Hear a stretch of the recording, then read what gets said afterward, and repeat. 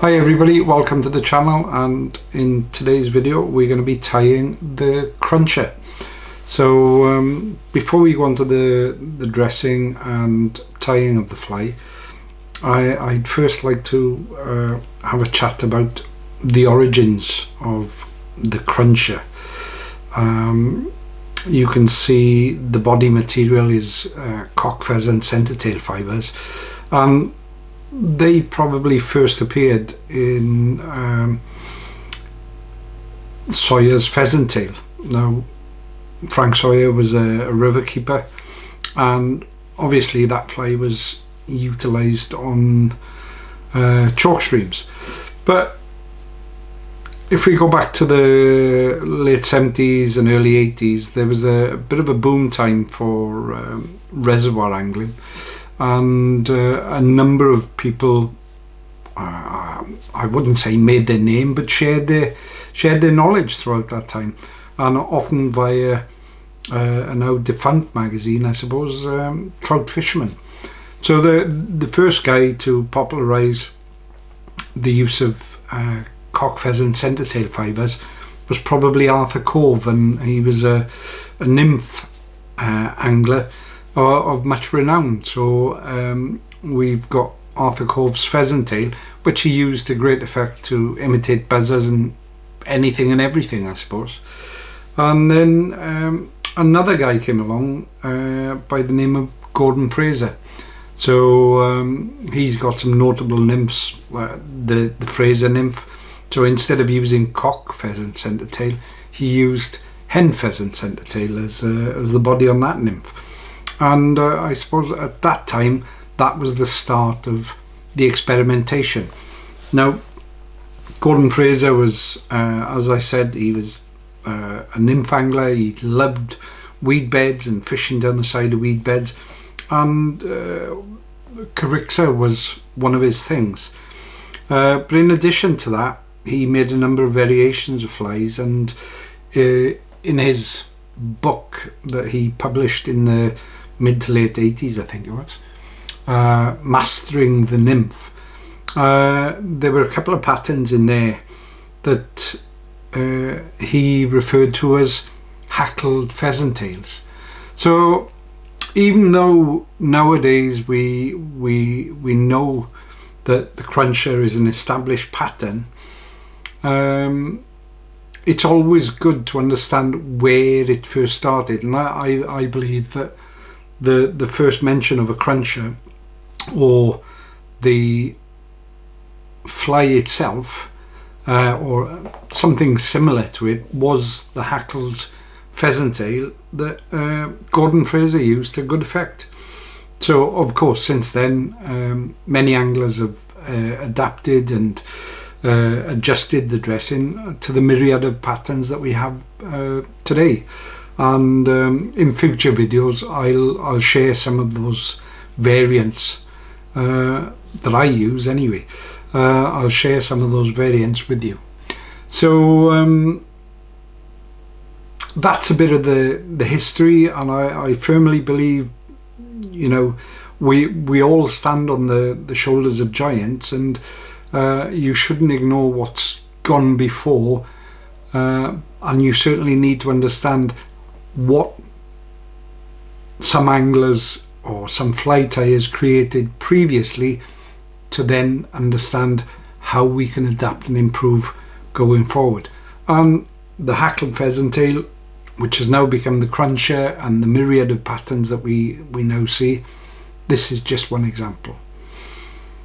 So before tying then, let's take a look at the dressing. So hook sizes are 10s and 12s. The tie-in silk, I use brown, some people use black, and that's in 8/0. The tail originally was cock pheasant center tails, but they're quite fragile and break off. So nowadays I use red game Hackle fibres. The body is cock pheasant center tail, ribbed with gold wire. And the change for me is the thorax should be peacock herl, or natural peacock herl. But I use Hens Spectra dubbing in number 46, which is like sort of a dark peacock, and it's quite versatile. You can brush it out and give a bit of sparkle to the fly at the thorax area. And finally, the Hackle is a furnace henna hackle, and you can buy these capes. They're Indian hen capes. They come in a myriad of shades, shall I say, of furnace, and but they're value for money. You can get them from Steve at Cook's Hill. He always has a good stock, and if needs be, in a variety of colours. So there you go. So let's go on, and I'll change this out for a hook.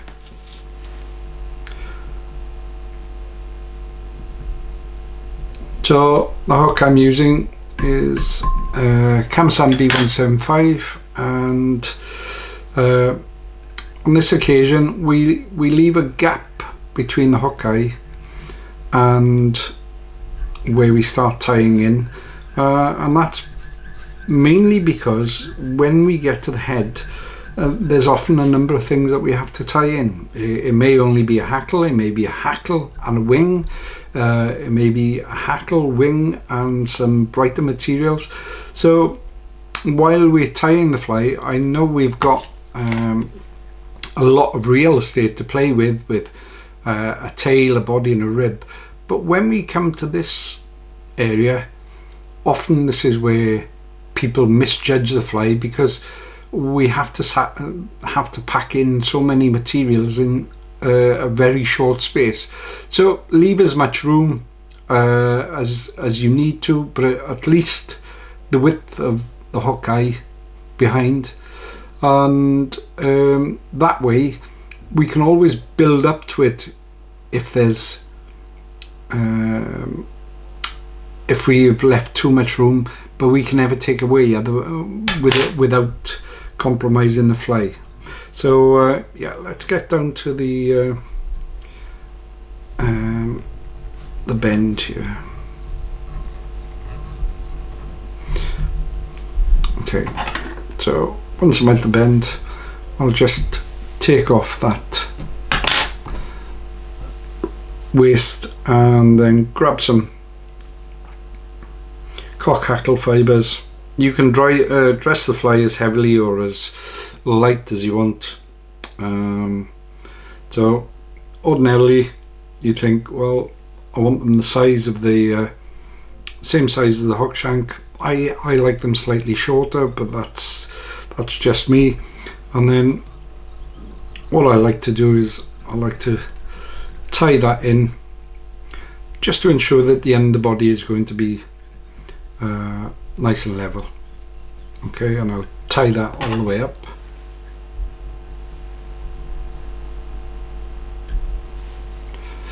Now on the way back down then, what I'll do is I'll take some gold wire and just slip that under, pull it in and tie that back down.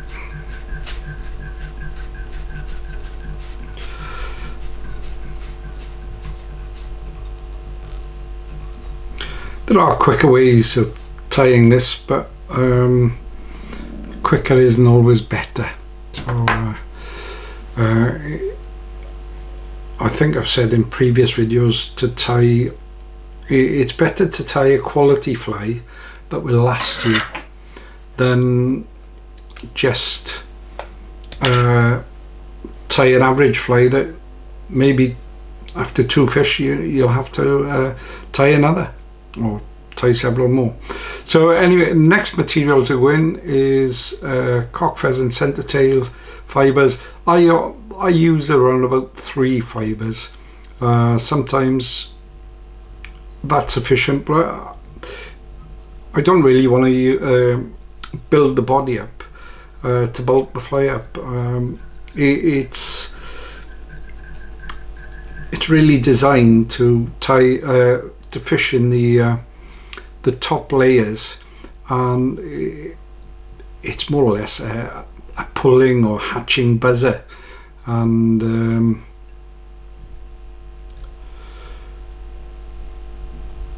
you know, a buzzer is not a big fly really, so the slimmer we can make it, the better. So I'll take a number of turns until I get up towards the thorax area, and I'll just tie those off, make them secure, and trim away the waste. So next step, some people like to counter rib. So counter rib is ribbing in the opposite direction to the way you attach or wound the pheasant tail fibres. I'll do the counter rib, sometimes I don't, but if you don't, what you'll find is that the ribbing it'll still secure the feather fibres, but it may sink into the body, and it may not be so apparent. So 5 or 6 turns of gold wire, and when you get to the tie off point, just helicopter it off. Don't use your scissors, because all it'll do is make them blunt. Now a little bit of wax, and then, as I said, instead of using Peacock Herl, which is quite fragile, I use a small pinch of Hends 46, everybody calls it, but it's Hends Spectra dubbing, and the shade is 46, which is sort of a dark peacock. It's very easy to manipulate, very easy to dub on, and if I dub back from the eye, I can gauge the size of the thorax I want, and just make a nice ball. I'm not too concerned about those fibres that are getting a bit straggly, purely because that adds to the impression of the hatching buzzer. So finally then, what we need to do is get a reasonable furnace hen hackle, and some people like shorter hackles, some people like longer hackles. I don't think the fish care really, personally, but here we go. So just to prep the hackle, pull off the waste at the bottom, gives you a cleaner tie-in area, and then if you grasp the feather by the tip and just pull those fibres forward, it'll leave you with a tip like that. So one of the reasons why we're going to tie in this tip, just loose turn to place it, one more, and then fold that tip backwards and make a good foundation for the hackle. Okay, what we can do is we can either just nip it off, or in this instance what I'm gonna do is just use the tweezers to pull that off.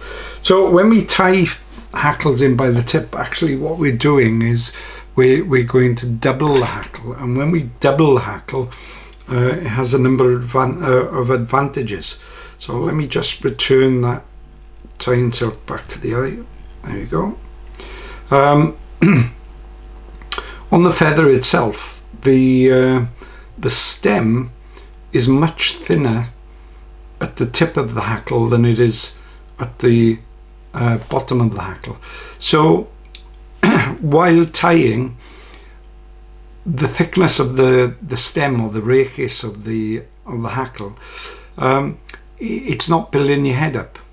And likewise, because if I take it vertical now and just sweep those hackles backwards, for each turn of hackle, I'm not trapping fibres, and I'm doubling the number of hackle fibres that are available to me, so that when I bring that hackle forward, and what I try to do is just wind it forward as if I'm ribbing, but it's using the hackle.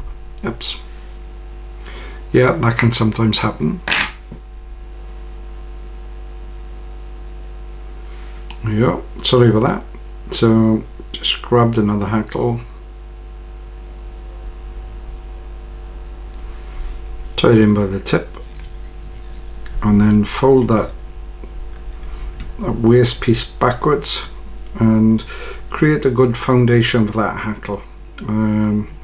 That good foundation will ensure that the hackle sits nicely. Just going to take that tip off. There we go. So as I was saying, when we wind the hackle, because the rachis is thinner at the tip than it is at the base, we don't build the head up. And likewise, as we do it, what we do is, as we wind the hackle, we stroke the fibres backwards. So for each turn, effectively, you're going to get twice the number of fibres. So just take 2 or 3 turns, or until you're happy with the amount of fibres that you have for the hackle, and then what we can do is just pass the tying silk underneath, give it a wiggle just to prevent any of the other fibres catching, and you notice I've only taken 2 turns, 1 to lock it, 2 just to make sure it's secure, and the hackle is on. Now, because I've doubled the hackle, I can then sweep those fibres back without compromising their integrity, and just create a small head. So we can give it a twist or a push, and a couple of turns for a whip finish. Go from the eye back to the hackle, 3 turns, and we're done. Okay, so I'll just finish off with a drop of varnish.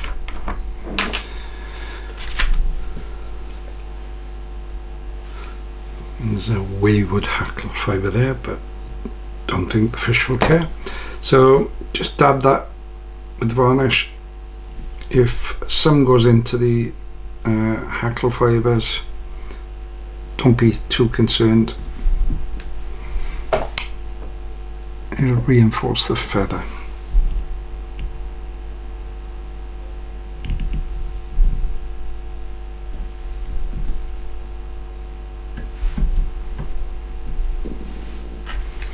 In fact, it's bugging me, and I'm being particular here. So